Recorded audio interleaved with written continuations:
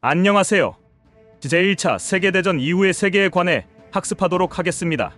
제1차 세계대전이 끝나고 전후 문제를 처리하기 위해 1919년 파리 강화회의가 열렸습니다. 이 회의는 미국 윌슨 대통령이 제안한 14개조 평화 원칙을 기초로 진행되었습니다.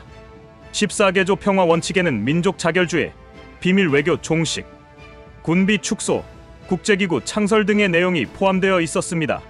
이때 민족 자결주의는 그 민족의 일은 그 민족 스스로 결정할 수 있어야 한다는 사상입니다. 즉, 모든 식민지 문제는 식민지 주민의 의사를 존중하여 공평하고 자유롭게 처리되어야 한다는 것입니다.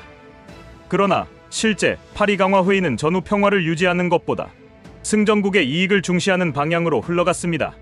그 결과 승전국과 패전한 독일 사이에 베르사유 조약이 체결되었습니다. 베르사유 조약에 따라 독일은 대부분의 식민지를 잃었으며 영토가 축소되고 군대 보유가 제한되고 막대한 배상금을 지불해야 하는 등 무거운 책임을 지게 되었습니다. 베르사유 조약을 시작으로 승전국은 오스트리아 헝가리 제국, 오스만 제국, 불가리아 등 다른 패전국과도 개별적으로 강화 조약을 맺어 영토와 배상금을 강요하였습니다. 그 결과 제1차 세계대전의 승전국을 중심으로 새로운 국제 질서가 마련되었는데, 이러한 세계 질서를 베르사유 체제라고 합니다. 베르사유 체제에서는 패전국인 독일의 힘이 약해졌을 뿐만 아니라 승전국이지만 전쟁의 피해가 컸던 영국과 프랑스 같은 전통적인 강대국의 힘도 상대적으로 약해졌습니다. 반면 전쟁으로 인한 피해가 적었던 미국은 이후 세계 질서를 주도할 수 있게 되었습니다.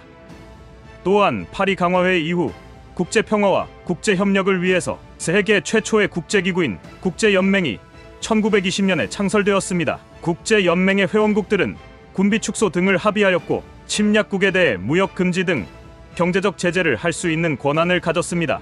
그러나 독일, 소련의 가입을 허용하지 않았고 국제기구 창설을 제안했던 미국이 의회의 반대로 참여하지 못하면서 한계가 있었습니다.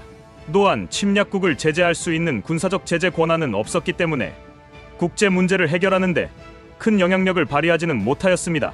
이외에도 국제 평화 유지와 군비 축소를 위해 국제적인 노력이 있었습니다.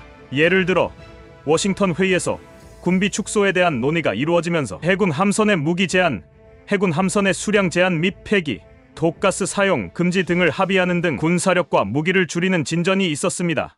또한 미국과 프랑스가 국제 분쟁을 해결하는 수단으로 무력을 사용하지 않겠다는 부전 조약을 맺자 여러 나라가 이에 호응하기도 하였습니다.